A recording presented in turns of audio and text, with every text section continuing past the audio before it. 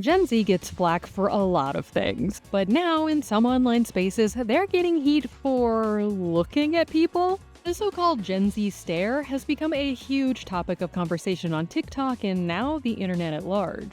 Gen Zers say it's just a logical reaction to the illogical world they're confronting. Millennials say there's more to it than that. And older people seem to mostly just see it as a reason to write "what this trend taught me about B2B sales" pieces. So what's really behind this Gen Z stare? She's a big deal.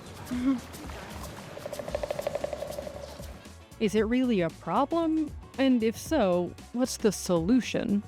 The trend of roasting the current young adult generation for all kinds of random things never seems to end. Millennials got hit for supposedly killing every industry and not being able to afford homes because they bought too many avocado toasts. Now Gen Z are under the microscope for the way they respond, or don't respond, in certain situations. Are the seats assigned or do we just sit anywhere?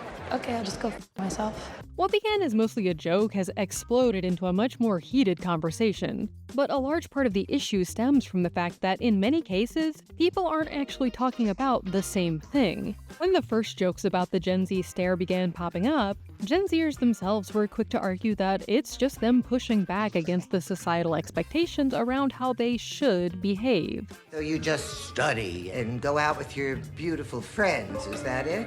Is that your life? Yeah, yes, that's my life.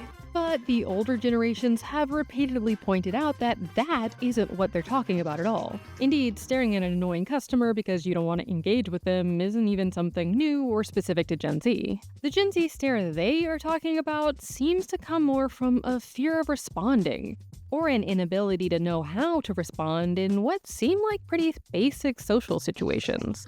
Because everyone is talking past instead of to each other, many on both sides of the conversation are losing sight of the fact that there are multiple different issues going on here, each with different causes and effects. To figure out what's really going on, let's break down the separate parts to get to the heart of this issue. Younger generations have long gotten flack for not responding to the world they've been born into in the right way. Gen X were decried as aimless slackers because they weren't as interested in the corporate grind as their parents. Millennials were seen as too emotional and immature because they wanted to do something they enjoyed with their lives and be able to pay rent. And in recent years, Gen Z have been under fire for their refusal to play the game at all. This generation has been adamantly pushing back against ingrained expectations around how the world is supposed to be and how they have to behave to fit into it. And they've also come to realize that they're tired of empty platitudes and niceties that don't actually mean anything. That's my favorite way to be an ally. You just say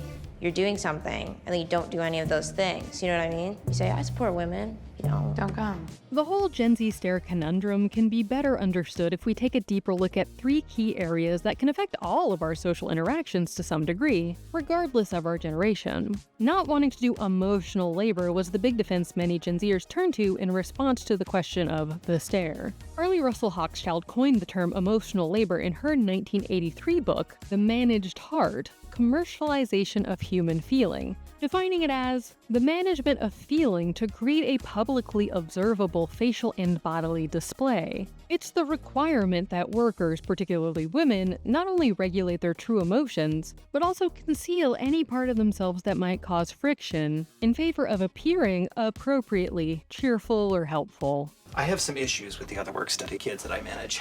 They just have got a lot of attitude. Well, I really need this job to pay for school, so the only kind of attitude I have is can do. When rules about how to feel and how to express feeling are set by management, when workers have weaker rights to courtesy than customers do, when deep and surface acting are forms of labor to be sold, and when private capacities for empathy and warmth are put to corporate uses, what happens to the way a person relates to her feelings or to her faith? And this is me expressing myself, okay? Many Gen Zers said that their stares are just them refusing to perform this kind of emotional labor. But this isn't actually what the Gen Z stare refers to. The actual Gen Z stare seems to come more from the second and third areas to some degree: social anxiety and a lack of development of real-world social skills. You know, ever since we were little, I would get this feeling like I'm floating outside of my body, looking down at myself. And I hate when I see how I'm acting, the way I sound. Social anxiety can range from just a general uneasiness with social situations to a full-on disorder that can totally disrupt one's life. The National Institute of Mental Health writes, "A person with social anxiety disorder feels symptoms of anxiety or fear in situations where they may be scrutinized, evaluated, or judged by others, such as speaking in public, meeting new people, dating, being on a job interview, answering a question in class, asking for help, or having to talk to a cashier in a store." This is much more in line with the issue that others are pointing out in regards to the Gen Z stare. Social anxiety is, of course, not new or specific to Gen Z. Somehow my character gets lost between my heart and my mouth, and I find myself saying the wrong thing, or more likely, nothing at all. But the freezing when confronted with any situation where they feel like they might face in-person scrutiny, even with things as simple as returning a hello, do seem to be in line with a more intense version of social anxiety. Just don't be so weird. God, why are you so awkward? God, just have a good time. Just relax, have a good time. Go talk to people. Most young people have to deal with some level of awkwardness when trying to find their footing socially. Ow, ow! Big boy runs fast! You had a second chance and you said that shit again? Yeah, you're ruining this for us. But for Gen Z in particular, there's an added element that can't be ignored. The fact that some of their most formative years were spent separated from others due to the pandemic. An editorial for Pediatric Research notes, "The pandemic has had significant indirect effects on multiple areas of child development, school readiness, educational attainment, socialization skills, mental health, in addition to risks based on social determinants of health." A recent Gallup poll found that 45% of parents of school-aged children say the pandemic has had a negative impact on their child's social skill development. Being physically separated from friends and blocked off from social interaction certainly didn't help, but it also isn't the full story. Mayo Clinic's Children's Center pediatrician, Dr. Nushina Minadine, explained, "We were seeing these increases long before the pandemic hit. We'll 100% agree that the pandemic exacerbated the problem, but these issues were present and on a steady upswing 10 to 15 years before the pandemic. Many believe that a huge part of the issue is the reliance on screens for so much of our interaction nowadays. Many young people have become more used to its delayed, often one-way forms of communication, instead of being adapted to in-person interactions. So, knowing that the issues reach far deeper than just not saying hi fast enough, can we pull some solutions out of this whole debacle that are more useful than stop staring?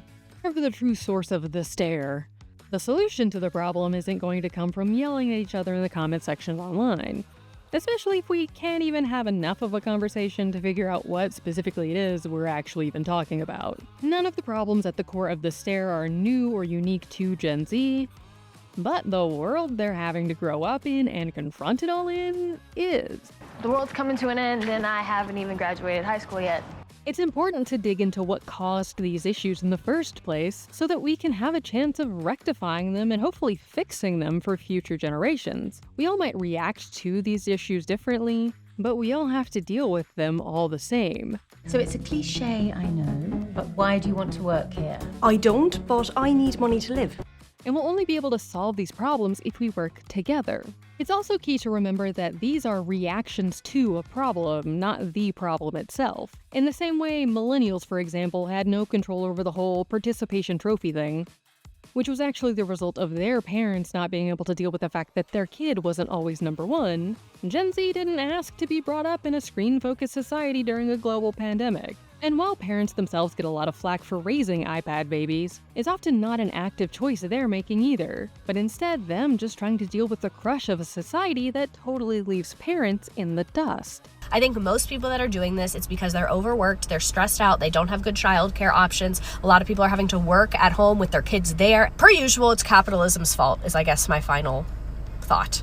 On the flip side, Gen Z does need to be open to the idea that people who are older and have lived more can have a more comprehensive understanding of what's going on, and so may actually be able to point out real issues that can hinder their lives going forward. Though again, to be helpful, this needs to be, actually trying to help, and not just, Gen Z can't do anything right, mockery. The Gen Z stare will likely just end up another rung in the endless generational discourse ladder. But it could also be a great jumping off point for some really important conversations that we all need to have together. We've all got problems, but we can also all use our different perspectives to create some great solutions, too.